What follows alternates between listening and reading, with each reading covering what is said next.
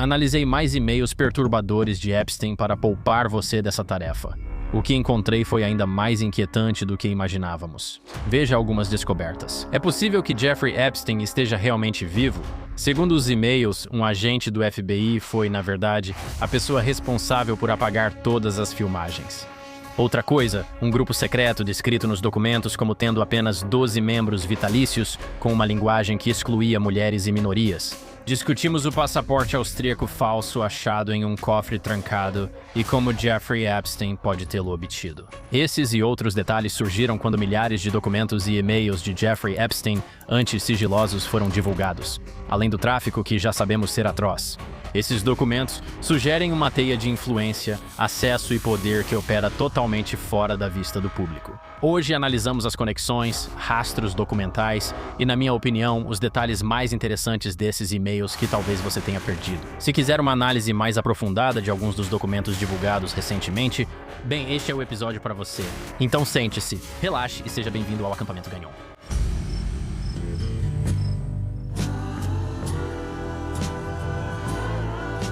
Olá pessoal, bem-vindos de volta ao acampamento, sou o Acampamento Gagnon e agradeço por estarem aqui na minha barraca. Toda semana vamos explorar as histórias mais interessantes, fascinantes e polêmicas do mundo e da história. Para sempre, sim, é isso que acontece aqui na barraca. Essa é a minha tentativa de entender tudo o que realmente aconteceu e realmente tentar me aprofundar na verdadeira realidade de como a nossa sociedade realmente funciona. Quero entender o que é ser humano. Por isso, mergulhamos nas histórias mais interessantes e, nesta semana, creio que todos concordamos. A história mais interessante é a apresentação do Bad Bunny no Super Bowl, certo? Cristos, com certeza. Mas também precisamos falar sobre esses arquivos do Epstein. Lançamos um episódio na semana passada explorando os principais temas e histórias que surgiram após 48 horas da divulgação desses arquivos. Com mais tempo e pesquisa online, muitos descobriram detalhes interessantes que quero abordar agora, antes de começarmos. Primeiro, não tenho as respostas e nem sei se alguém tem. Para ser honesto, acho que quem afirma saber o que está acontecendo provavelmente está mentindo. Eu não sei se alguém tem a totalidade da verdade quando se trata de entender o quão corrupta e quão profunda essa teia é. Não vou afirmar que terei todas as respostas aqui. Em segundo lugar, isso é apenas algumas horas de eu tentando juntar o que eu acho que faz uma compreensão abrangente de como essa teia realmente funciona e quão profunda ela é, e, na verdade, quantas pessoas estão conectadas. Agora, deixe-me dizer, muitos indivíduos mencionados nesses documentos podem não ter sido acusados de irregularidades. É possível que eles estivessem associados a Epstein e não tenham realmente cometido esses atos nefastos de tráfico sexual, etc. Quero dizer, não sei se isso os absolve, no tribunal da opinião pública, mas pode absolvê-los do ponto de vista criminal. A inclusão em listas ou correspondências não significa envolvimento criminal. Quero deixar claro conforme orientação do meu advogado. Agora vamos mergulhar no que alguns desses e-mails podem, nos dar uma ideia. Esclarecer um pouco como essas redes de poder e influência funcionam. Uma das coisas interessantes que encontrei foi essa revelação que veio de um documento que fala sobre uma organização chamada Zodíaco. Agora, de acordo com os documentos, esse clube de jantar ultra exclusivo, só para homens, operava sob regras que parecem saídas de um livro do Sherlock Holmes ou algo assim. E ele existiu até bem dentro do século XXI, com membros exercendo influência significativa, tanto em círculos políticos quanto financeiros, etc. Agora, a principal característica da sociedade era a chamada Regra dos 12 pelos insiders. Em qualquer momento, o Zodíaco mantinha exatamente 12 membros espelhando os 12 signos do Zodíaco astrológico. Mas, diferente de membros rotativos, mandatos ou qualquer coisa assim, a participação no Zodíaco era vitalícia, e a única maneira de entrar era se um membro atual morresse. Então, antes de continuarmos, vou apenas ler qual é a correspondência. Então, este é um e-mail para Jeffrey Epstein enviado na quinta-feira, 12 de agosto de 2010. E o assunto só diz Murray, e diz que acabei de receber uma nota de Bob Peary, que me perguntou se eu achava que Murray Gell-Mann seria um bom candidato para o Zodíaco. Como você sabe, é um daqueles últimos tipos de sociedades secretas onde só há 12 membros ao mesmo tempo e ainda é muito secreta. Eles fazem coisas legais, mas como quase todos são homens mais velhos, basicamente só jantam em lugares exóticos. Não sei quem são os 12 membros, mas sei que Paul Volcker é um deles, além de um tal Howdy, da família dona do Stuytown. Bob Peary e acho que Tom Brokaw. Bob representa câncer. O signo, não o mês. Ahn, o signo, não o mês. Nem sei o que isso quer dizer. Você é membro até morrer, mas se ficar senil, podem te afastar e não chamar mais para as reuniões. A única maneira de conseguir isso é se alguém morrer. Obviamente não são permitidas minorias ou mulheres de qualquer forma. Me avise o que você acha finalmente saindo da África Ocidental esta noite, me avise. Se receber seu cartão postal, espero que ria muito e sinta saudades. Esse é o e-mail. Agora, pense nas implicações dessa estrutura por um momento. Ok, isso não era um clube onde, tipo, você paga uma mensalidade, fica alguns anos e depois eventualmente sai por causa da idade. Essa era uma cadeira fixa em uma mesa que nunca crescia. 11 homens podiam barrar qualquer novo membro apenas continuando vivos. Tipo, a exclusividade não é só social, é também matemática, e obviamente sabemos que pessoas ricas vivem muito tempo. Mas o detalhe mais condenatório no documento era a política explícita de membros. Nenhuma minoria ou mulher permitida, o que é simplesmente... Isso não era um viés implícito ou algo estatístico tipo, nenhuma mulher só não aconteceu assim. Está codificado, escrito, uma regra declarada de uma organização que aparentemente exerce essa influência significativa. E todas essas pessoas basicamente se encontrando, conversando sobre seja lá o que forem conversar. Quero dizer, imagine sobre o que você conversaria, mesmo que não tivesse algum tipo de agenda nefasta, o que é possível que eles tivessem. Provavelmente você se encontraria e falaria sobre negócios, pessoas que você conhece, pessoas que estão trabalhando em alguma coisa, você conecta pessoas do seu círculo com outras. Quero dizer, é tipo, o quê? Isso é o que eu sempre disse. As pessoas dizem, os maçons, sociedades secretas comandam tudo. Cara, você nem sabe o nome delas. Se você sabe o nome, eles não mandam em nada. Já era, acabou. Se um cara comum como eu, que tem um podcast, sabe o nome, já era. Tipo, é assim que eu vejo isso. Os maçons eram muito influentes no passado. Todos os pais fundadores influenciaram a sociedade americana, mas hoje não acho que tenham o mesmo poder. E as pessoas que realmente estão puxando as cordas, você só vai ouvir falar delas daqui a uns 25 anos. É como a tecnologia militar americana, tipo, se tem um episódio no Discovery Channel sobre isso, não é a coisa mais avançada, já tem uns 20 anos. É assim que me sinto agora. Curioso como esse e-mail tornou isso público antes do que aconteceria normalmente. Agora, outro ponto interessante é a regra da órbita excêntrica, que basicamente diz que você envelhece ou fica senil demais. Você ainda está vivo, não foi expulso, você só está, em órbita. Você não participa mais das reuniões. Antes a associação era vitalícia, mas agora nem sempre você será incluído em tudo. Na prática, isso quer dizer que só não avisam quando vão se reunir, a menos que estejam em um asilo em Nantucket. Não consigo imaginar que eles estejam tentando voar para, Zermatt ou, estádio só para jantar. Imagine estar tão comprometido com a exclusividade que prefere um assento vazio a aceitar quem não pertence. Tipo, é isso que essa regra de órbita excêntrica está revelando sobre como essas coisas funcionam e como essas pessoas pensam. Ser membro é mais importante do que participar. O credencial importa mais do que a contribuição. Poder dizer que você pertence importa mais do que realmente ir. A lista de membros do Zodíaco segue nos documentos divulgados com muitos nomes ainda ocultos. Mas a própria existência dessa organização operando na era moderna, pelo menos até 2010, quando vemos esses e-mails com políticas discriminatórias explícitas, literalmente codificadas, tipo nada de mulheres, nada de minorias, etc. Isso levanta outras questões, certo? Sabemos do Zodíaco, da regra dos 12, mas quantos outros existem e quantas salas há, onde essas decisões estão sendo tomadas afetando milhões de pessoas todos os dias, das quais eu e você simplesmente somos excluídos. Tipo, isso está acontecendo o tempo todo e a gente simplesmente não sabe. E eu fico pensando, até uns 12 meses atrás, se você dissesse, eu acho que tem grupos de, homens se reunindo que basicamente estão coordenando as coisas, você ouviria, você é maluco ou algo assim. Não acredito que apenas uma sociedade secreta controle tudo. Devem existir várias sociedades secretas rivais de diferentes grupos competindo entre si. Parece um mercado competitivo, com várias atuando. Acredito que todos participam juntos, às vezes em sintonia, outras em oposição, buscando ser a força dominante. A conexão dele com a geopolítica é potencialmente ainda mais perigosa porque afeta pessoas vivas agora em uma escala insana. Então, existem documentos da Líbia que discutem esse tipo de relação entre Jeffrey Epstein e um associado chamado Greg Brown sobre planos para extorquir autoridades líbias e confiscar ativos do Estado, alegadamente. Agora, o contexto aqui é crucial. Isso foi durante um período de instabilidade após a queda de Muammar Gaddafi em 2011. O regime de Gaddafi acumulou grande riqueza em 4 décadas no poder. E algumas estimativas sugerem que o Fundo Soberano da Líbia e os ativos estrangeiros totalizavam mais de 115 bilhões, espalhados por bancos, investimentos e ativos ao redor do mundo. Quando Gaddafi foi morto e o governo colapsou na guerra civil, esses ativos viraram alvos. Para qualquer um com as conexões, os recursos ou simplesmente a audácia de tentar reivindicá-los agora, de acordo com os documentos, Epstein e Brown discutiram um esquema que operava sob o pretexto de ajudar a reconstruir a Líbia. A história de cobertura humanitária era obviamente perfeita. É disso que você precisa se vai tentar pegar ativos de um país, e você sabe, a Líbia precisava de ajuda.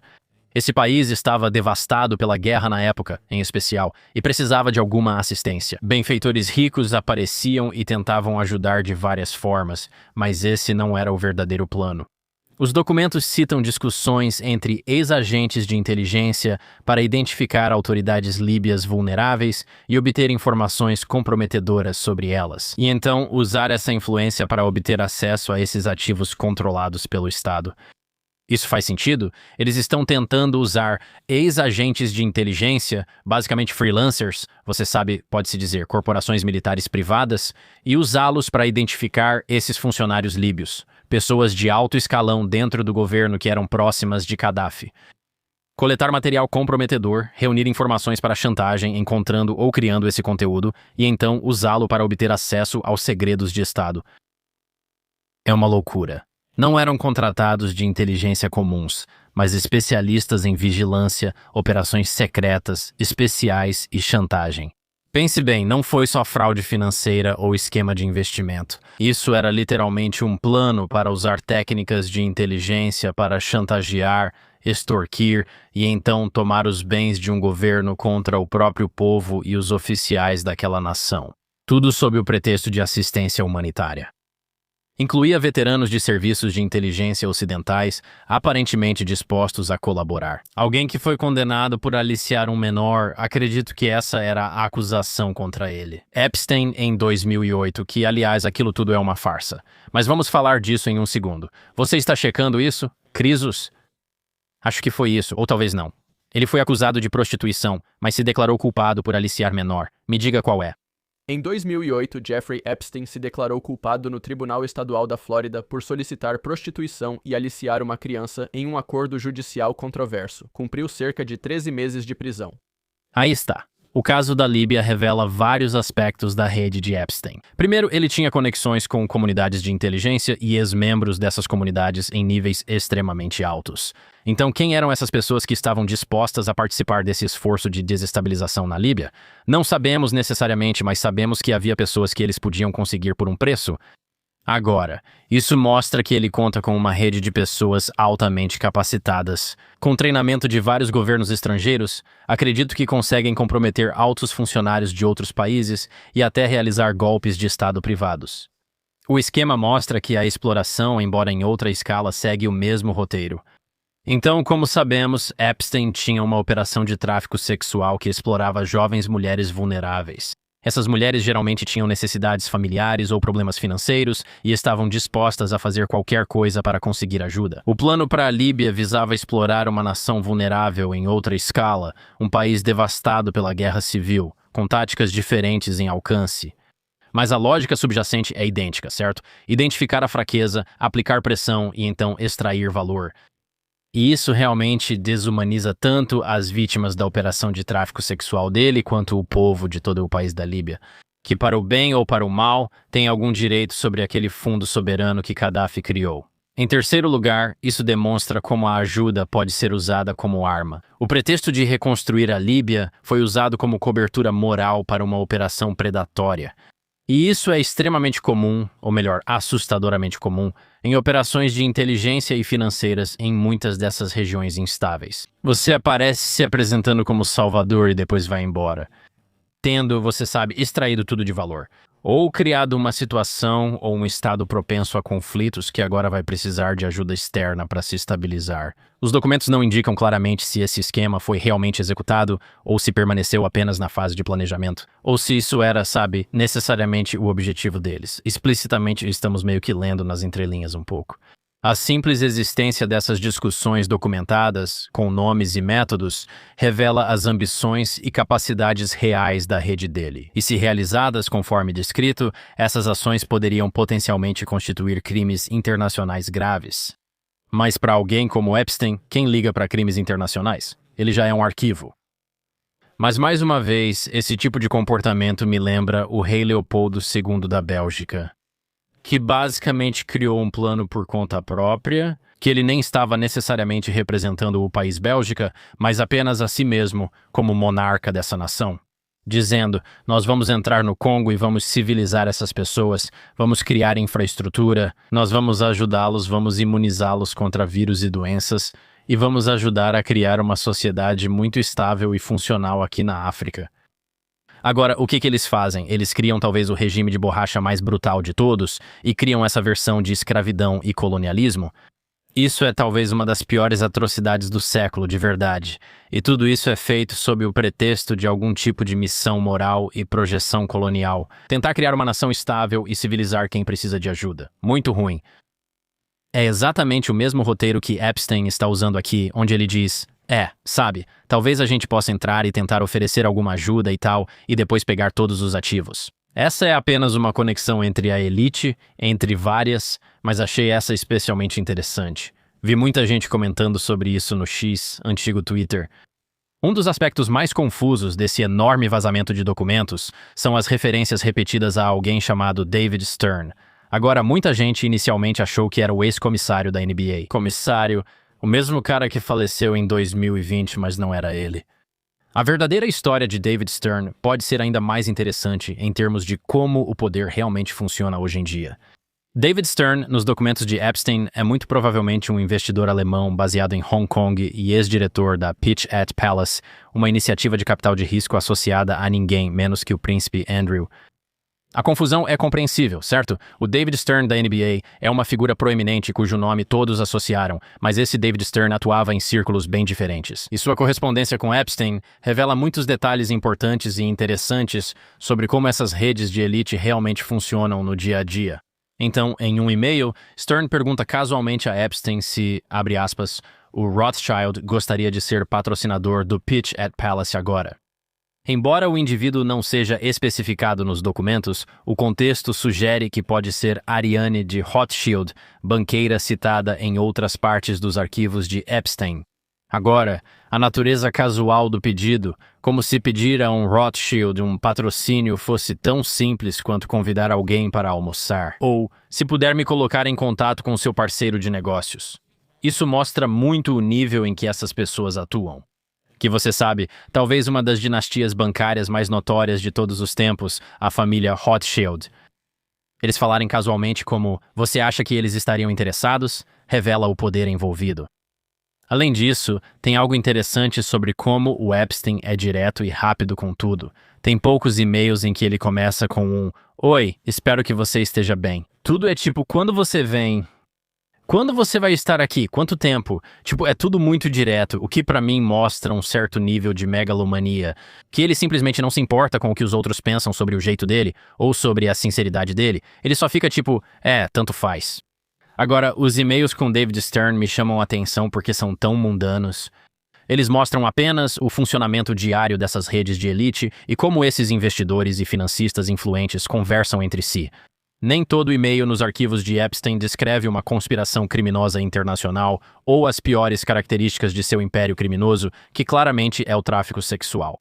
Muitos apenas mostram pessoas ricas e influentes pedindo apresentações e favores a outras igualmente ricas, o que acaba sendo entediante de tão comum. Mas essa infraestrutura mundana de networking é exatamente o que permitiu essas atividades mais sinistras. Esse tipo de correspondência era inacessível para pessoas comuns como nós, mas agora, com as divulgações, vemos como elas conversam entre si. Quero dizer, você não consegue operar esse esquema internacional de exploração sem também poder fazer uma ligação para colocar alguém importante na linha. E o mesmo tipo de capital, seja social ou literal, que te garante uma reunião com, você sabe, um Rothschild para apoiar sua campanha. É o mesmo que impede promotores de investigarem sua ilha particular ou os faz ignorar seus crimes. Lá em Miami, em 2006, esse tipo de coisa, certo, pessoal? Talvez uma das revelações politicamente mais significativas desses novos vazamentos envolva Ron Lauder e suas conexões tanto com Jeffrey Epstein quanto com Kevin Warsh, principal candidato à futura presidência do Federal Reserve.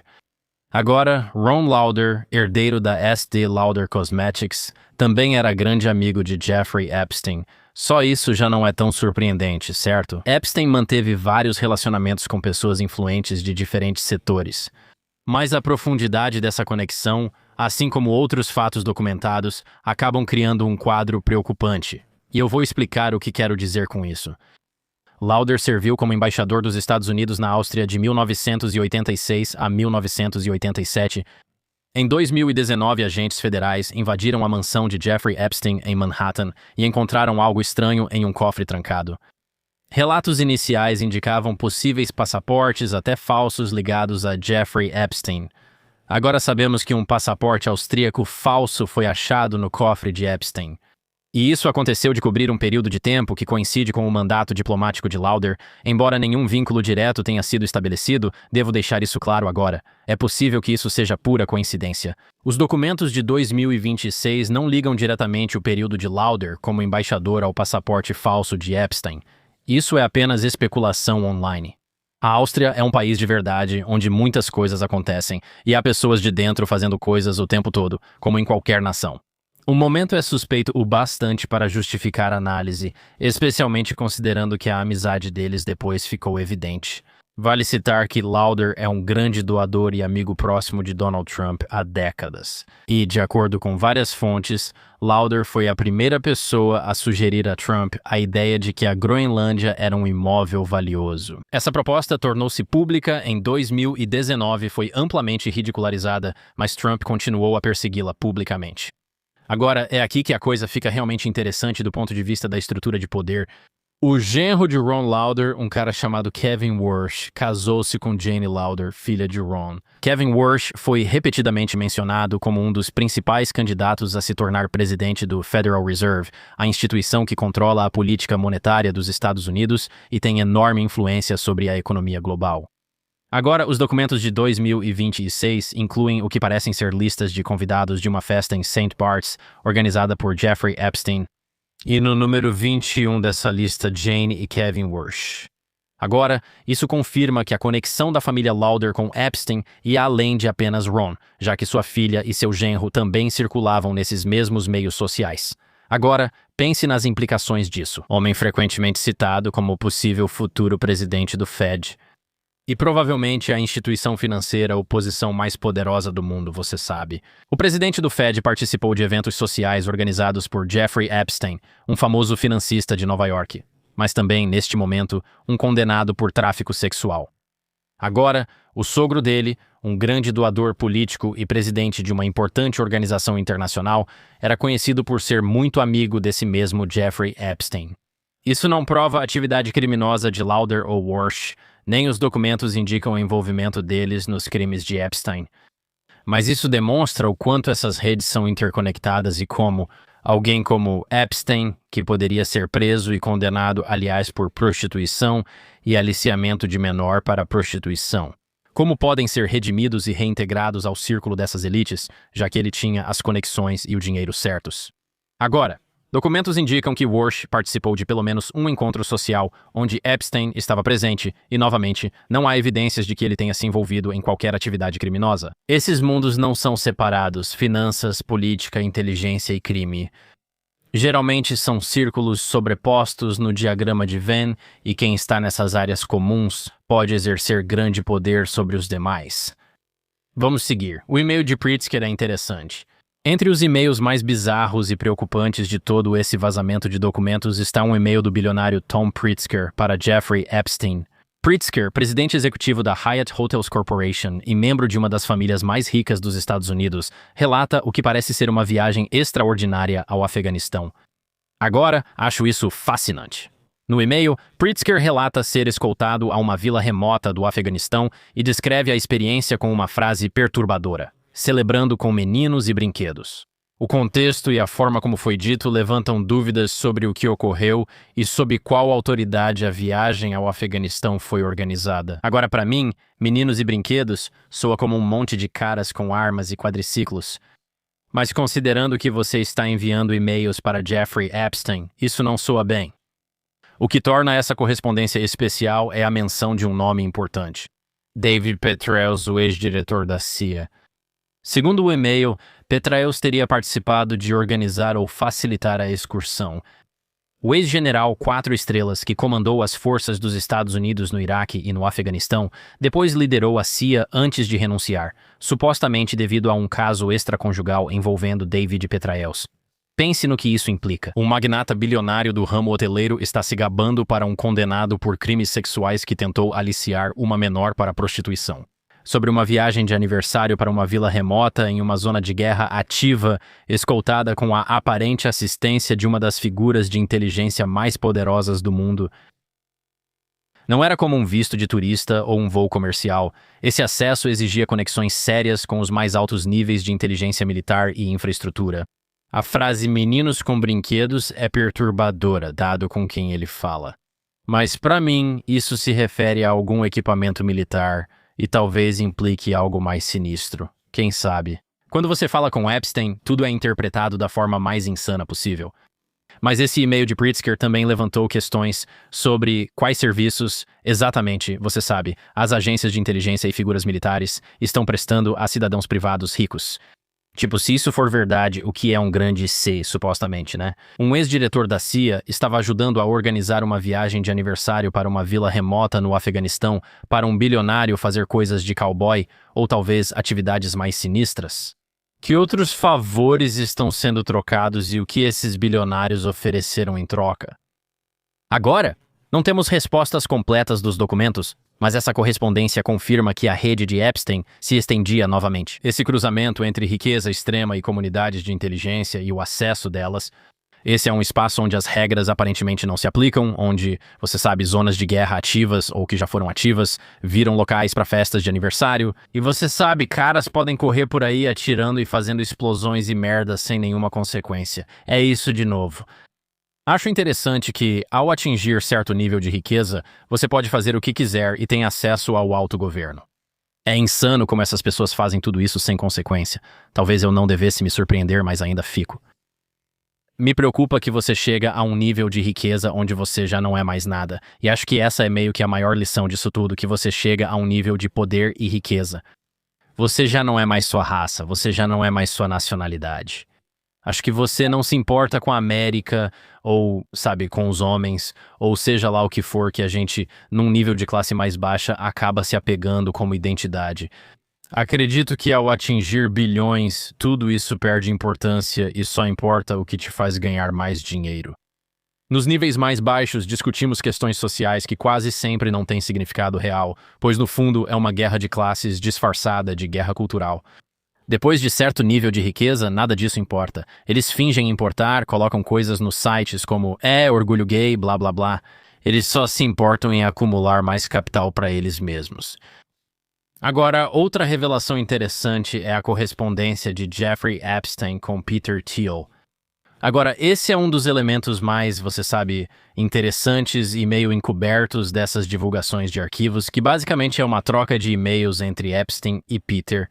Quem é o bilionário cofundador da Palantir Technologies?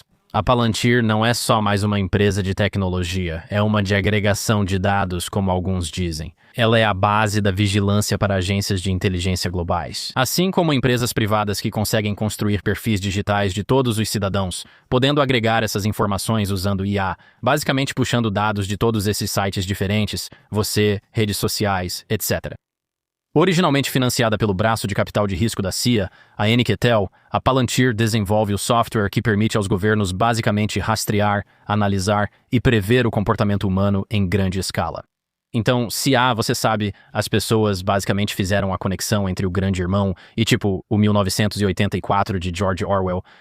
Pessoas afirmam que a Palantir, especialmente seu software Gotham, é a espinha dorsal dessa infraestrutura. De qualquer forma, em 14 de outubro de 2016, Epstein enviou uma mensagem casual para Thiel mais uma vez, mostrando, a franqueza do Epstein durante esses e-mails. Eu acho isso fascinante. Sem maiúsculas, pontuação errada, estou recebendo uma parte da Palantir. As 5,5 ideias. Thiel responde de forma igualmente casual. $5,50 por ação. Isso é um pouco abaixo do valor de mercado. Agora, pense nisso. Parece inofensivo. Só um e-mail isolado entre dois caras falando sobre comprar ações de uma empresa. Mas aí tem Jeffrey Epstein, com toda a bagagem que ele traz. Está sendo oferecido ações privadas em uma das maiores empresas de vigilância do mundo e busca conselho diretamente com o cofundador da empresa. Agora, a troca revela várias coisas diferentes às quais Epstein tem acesso, ofertas privadas que investidores comuns nunca vão ver. Ao acessar apps como Fidelity ou Robinhood, você não verá isso. O preço de $5,50 da Palantir, na verdade, ela só abriu capital em 2020, mas deu para entender o ponto. Essas ações pré-IPO eram acessíveis apenas a uma rede seletiva de pessoas influentes e bem conectadas. O tom da conversa indica que essa não foi uma interação única, certo? Não foi algo formal como "Olá, Sr. Thiel, espero que esteja bem. Ah, olá, Sr. Epstein, é bom ouvir de você." Nada disso foi totalmente informal, direto, pensamentos francos, tipo como eu mandaria mensagem para um amigo meu só falando "E aí, o que você acha disso?" Isso é loucura, né? É assim que você escreveria com alguém que já conhece. Talvez as pessoas mais ricas do mundo sejam assim, diretas, rápidas e eficientes. Agora veja o que a Palantir faz. Seu software foi usado para rastrear migrantes, identificar alvos para ataques de drones e vigiar populações ao redor do mundo. Quero dizer, a lista de clientes deles inclui, você sabe, CIA, NSA, FBI, ICE, qualquer tipo de agência de 3 letras que você imaginar, a Palantir está associada. Então, se você quer entender como o poder opera na era da vigilância e do pós-privacidade, a Palantir está no topo da lista. Jeffrey Epstein parecia prestes a virar acionista. Pelos documentos, não sabemos se ele finalizou a compra. Se ele fosse metade tão inteligente quanto pensava, talvez tivesse concluído, mas não sabemos. Sabemos que ele tinha acesso, conexões e capital para investir na infraestrutura usada pelos governos para vigiar cidadãos. E conseguiu receber conselhos pessoais do cara que criou isso. Um homem liderou uma operação de tráfico que ficou oculta por décadas e, mesmo após ser descoberto, escapou da responsabilidade. Estava sendo convidado a possuir uma parte de toda a operação de vigilância que deveria estar vigiando ele. Então, o que isso te diz? Essa negociação com a Palantir também levanta dúvidas sobre o que Thiel sabia e quando. Em 2016, Epstein já era condenado na Flórida e havia cumprido pena como agressor sexual registrado. Sua reputação já era conhecida entre a elite, mas Pierre é uma das figuras mais proeminentes do Vale do Silício, apenas o aconselhando sobre questões de ações, sem hesitação ou preocupação. Por que isso acontece, nós não sabemos. Talvez ele não soubesse o ocorrido, ou tenham contado uma mentira ou versão suavizada do que Epstein fez. Disseram: ele só fez xixi perto da escola e entrou numa lista. Isso é besteira. Talvez ele tenha acreditado nessa história, só podemos especular, mas você sabe, é assim que o poder parece se proteger. Faz sentido pra mim que, essas mensagens de texto casuais, dicas de investimento e redes, onde pessoas com passados duvidosos conseguem informações e acesso a oportunidades que a pessoa comum nunca teria. Será uma forma da elite avançar os interesses de capital dos seus amigos? Agora, outro detalhe interessante é que, em 9 de fevereiro de 2014, alguém enviou um e-mail para Jeffrey Epstein que parece a abertura de um livro do Dan Brown ou algo assim. Diz o seguinte: literalmente fui convidado para um jantar ultra secreto que parecia muito com algo que você organizaria. O que enviaram, basicamente? Os próximos detalhes são insanos. Os convidados deviam se reunir no Hay Adams Hotel, em frente à Casa Branca. E então eles foram transportados para algum lugar distante na Virgínia, e o destino deles era um enorme prédio da General Dynamics. Por fora parecia um complexo de escritórios, mas por dentro era totalmente diferente. O e-mail diz que era uma biblioteca com relíquias bizarras e inacreditáveis. A coleção supostamente incluía a Declaração de Independência, obras do anatomista renascentista Vesalius. Você sabia que ele era anão? As citações no e-mail eram bizarrices nazistas, amostras de todos os elementos da tabela periódica, artefatos da Lua, meteoritos e coisas não especificadas da Bíblia, entre aspas. Mas talvez o mais impressionante fosse a coleção em amárico. Esta é uma coleção etíope antiga, basicamente, de textos em madeira e couro sobre magia medicinal de, tipo, zilhões de anos antes de Cristo. Isso está no e-mail. O remetente disse que a lista de convidados também era notável. Entre Vint Cerf, um dos pais da internet e chefe dos programas da DARPA, o vencedor do prêmio Turing, e James Randi, o lendário cético e mágico que estava com quase 100 anos de idade, o e-mail dizia que nesse momento era possível abrir e tocar todos os livros, até os super antigos.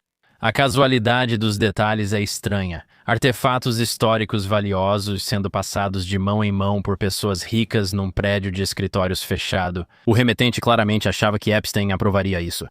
Fui convidado para um jantar ultra secreto que lembrava algo que você faria. Que festas Epstein está organizando? Isso faria alguém sentir que esse cofre secreto cheio de relíquias nazistas, livros antigos e pedras da lua pareceria familiar? Não sabemos quem é o dono ou o que é essa coleção. A declaração de independência sobre isso que falamos? Mas, sabe, é isso que está no e-mail. Nós não sabemos quem estava lá, não sabemos o que. Conversas aconteceram durante o jantar entre, sabe, pioneiros da internet e ex-mágicos, cercados por artefatos que literalmente deveriam estar, tipo, no Museu de História Natural. Alguém acreditou que Jeffrey Epstein entenderia isso. E isso nos mostra mais uma vez algo sobre o mundo onde essas pessoas operam, onde essas bibliotecas secretas e prédios de empresas de defesa são apenas locais de festa e onde lembranças da Segunda Guerra Mundial ficam lado a lado com amostras da Lua. E sabe, a resposta de Epstein é igualmente reveladora. Ele só diz, "Tô dentro de tudo."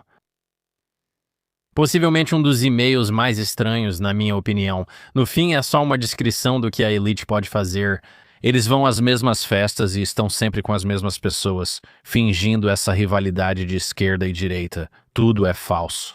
Todos frequentam as mesmas universidades da Ivy League e compram casas nos mesmos bairros exclusivos dos Hamptons, Nantucket ou onde for.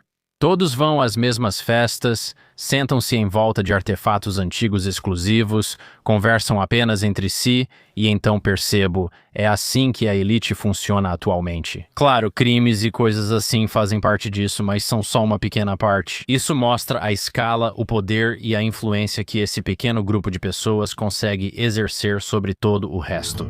Outro documento interessante divulgado neste último lote parece sugerir que o FBI, ou pelo menos um agente dentro do FBI, foi cúmplice na destruição das imagens de vídeo que foram encontradas do lado de fora da cela de Jeffrey Epstein. A noite em que ele mesmo agora, de acordo com este arquivo que está em um PDF terminando em 4309 e que vou deixar o link abaixo, basicamente diz o seguinte: a pessoa entrevistada disse que só um disco rígido do sistema de câmeras funcionava no momento do incidente. No dia 10 de agosto de 2019, quando um DVR, gravador de vídeo digital, apresentou defeito, nenhuma das câmeras gravou. Houve uma falha no sistema do DVR2 em 29 de julho de 2019 e a placa-mãe do DVR2 apresentou defeito em 8 de agosto de 2019. A falha no disco rígido ocorreu em 10 de agosto de 2019.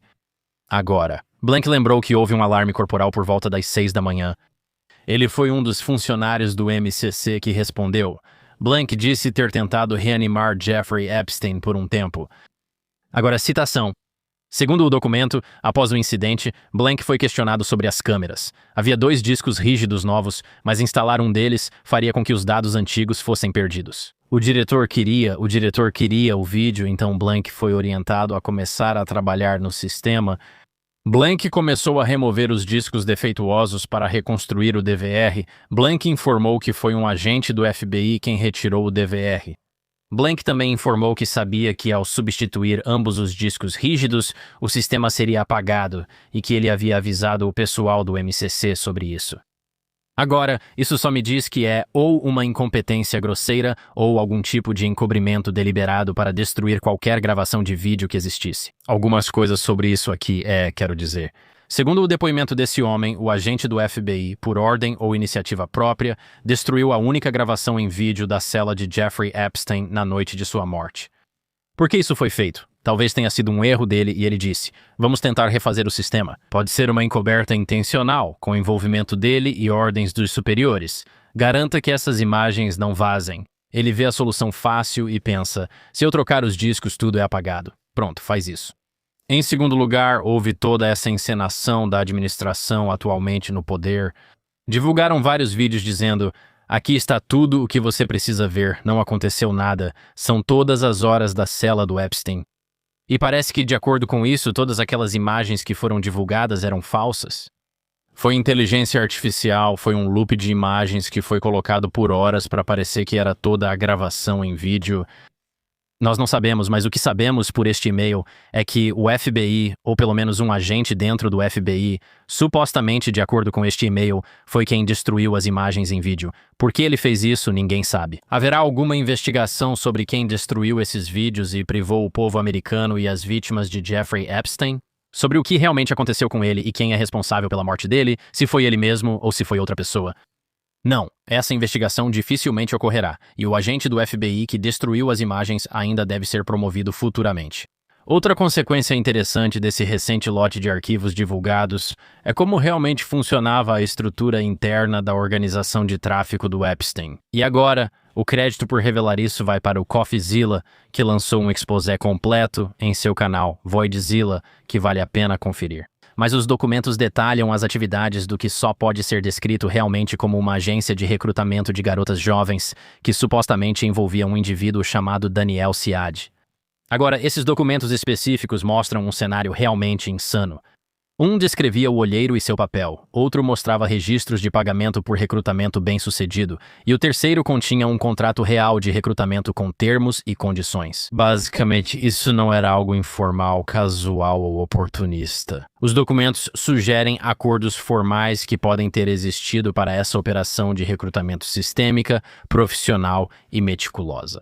Os acordos de recrutamento estabeleciam termos específicos para identificar, abordar, recrutar e entregar jovens mulheres à rede de Epstein. O pagamento era monitorado como qualquer despesa comercial, e os promotores relataram um sistema estruturado de recrutamento com incentivos financeiros. O modelo de recrutadora é especialmente insidioso, pois explorava relações de confiança já existentes. Frequentemente, as recrutadoras eram jovens mulheres que já faziam parte do círculo de Epstein e agora tinham a missão de recrutar outras semelhantes. Então, elas abordavam colegas de escola, amigas do bairro, conhecidas no shopping, basicamente, com promessas de oportunidades de modelagem, apoio educacional e potencialmente até avanço na carreira. E é assim que o tráfico realmente funciona no mundo real. Não são estranhos agarrando pessoas na rua e jogando elas em vans. Claro, mas na maioria dos casos de tráfico é alguém conhecido que parece ter acesso a oportunidades que você não tem, oferecendo uma chance difícil de recusar. Sei que você não queria se envolver, mas isso pode ser muito bom para você no futuro. Quando percebe no que se meteu, já está comprometido, vulnerável e envolvido demais para sair. Agora, os comprovantes de pagamento provam que não era trabalho voluntário, favor entre amigos ou estranhos agindo de forma incomum. Os recrutadores eram recompensados por cada recrutamento bem-sucedido, ou seja, dinheiro vivo, basicamente, para cada nova garota trazida para a rede agora. Isso criou um forte incentivo financeiro que encorajava a trazer mais jovens mulheres, ignorando as preocupações éticas ou os sinais de alerta. Quero dizer, agora é realmente como um esquema de pirâmide de exploração. A formalização desse processo, o fato de haver acordos escritos com termos e condições, mostra a escala e a sofisticação do que Epstein havia criado. Isso não era uma predação oportunista ou um crime de conveniência, era algo planejado e estruturado e sistematicamente organizado para ser o mais escalável, eficaz e eficiente possível.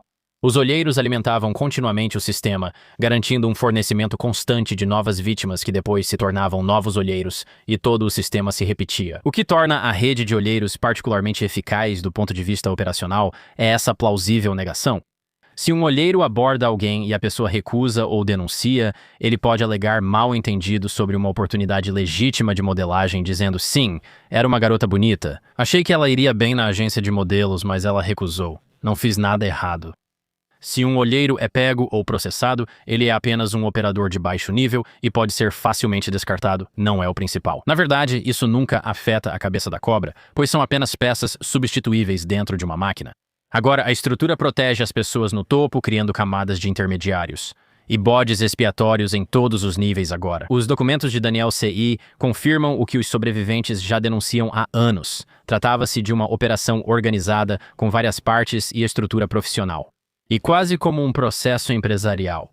Não era apenas um predador agindo sozinho, mas toda uma organização criminosa com funcionários. Agora, o interessante nessa revelação de e-mail é que, segundo arquivos, o FBI concluiu que Jeffrey Epstein não liderava uma rede de tráfico sexual para homens poderosos. Isso é do groundnews.com. Foi o que disseram. Eles disseram que promotores relataram que fotos e vídeos apreendidos nas casas de Epstein em Nova York e Flórida não mostravam vítimas sendo abusadas ou ligavam outras pessoas aos crimes. Revisões financeiras acharam pagamentos a mulheres e organizadores ligados a figuras conhecidas, mas sem indícios de tráfico, diz o registro. Ótima notícia, quero dizer, isso é ótimo, né? Acontece que toda essa operação de tráfico não era para ninguém. Tudo isso era para Epstein. Com sua morte, morrem também os pecados de centenas de cúmplices nesses crimes. Agora, outra consequência curiosa desta semana. Ghislaine Maxwell disse algo como, sim, vou testemunhar. Mas no final afirmou, na verdade vou usar meu direito à quinta emenda, certo? E é isso, ele diz, eu não vou falar agora. Segundo o Ground News, Ghislaine Maxwell aceita cooperar com legisladores se tiver clemência, mas recusa responder perguntas, citando a quinta emenda. A teoria que comentam agora é que Ghislaine estaria fazendo um acordo com Trump para dizer, ei, se você me der uma sentença reduzida, ou simplesmente, sabe, me perdoar completamente, eu vou ficar de boca fechada e não vou te implicar em nenhum crime, o que é simplesmente loucura. Basicamente, Ghislaine está tipo, ei, se você puder me perdoar por esses crimes, eu vou falar sobre você e dizer que não houve crimes. Eu fiquei tipo, afinal, qual é a verdade? Tipo, você está na cadeia por crimes e aí vai dizer que na verdade não houve crimes, como isso faz algum sentido? Claro, é assim que o poder funciona. Governos são como máfias, só que com marketing melhor. Agora, essa divulgação de e-mails do Epstein em 2026 não nos traz exatamente uma novidade, certo? Nós já sabemos que Jeffrey Epstein era um operador desenfreado de tráfico sexual e que tinha conexões muito fortes com pessoas poderosas. Mas o que esses documentos mostram é que eles preenchem alguns detalhes cruciais. E meio que nos permite entender como esses sistemas operam, como as pessoas poderosas conversam entre si e como elas se comportam quando estão protegidas desse escrutínio.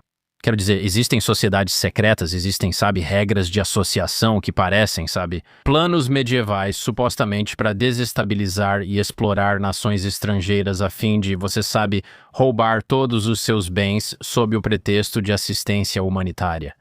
Quero dizer, tem tanta coisa nesses arquivos que é quase esmagador, e isso faz sua cabeça girar, e simplesmente, sabe, quase faz você pensar, o que eu posso fazer? E o que é louco é que, no ponto de conexão de todas essas pessoas, está esse cara maligno, agora.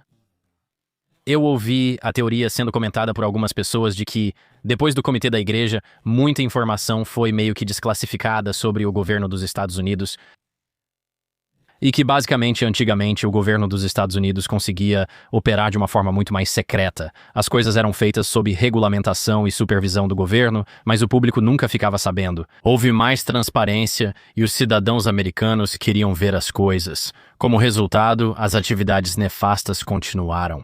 Elas simplesmente saíram do mercado oficial e passaram para cidadãos privados. Meio que esses intermediários de terceiros, esses agentes de custódia, por assim dizer, para, você sabe, negociações nefastas. Pessoas passando dinheiro de um lado para o outro, pessoas capazes de injetar capital em programas do governo ou fundos privados, ou operações militares que estavam desconectadas do governo. Dessa forma, alguém como Epstein, que já está comprometido porque é um notório, você sabe, predador sexual, esse cara pode ser descartado. E todas as pessoas que atuam dentro do governo e nos círculos da elite não seriam afetadas. E eles conseguem usar isso como um bode expiatório.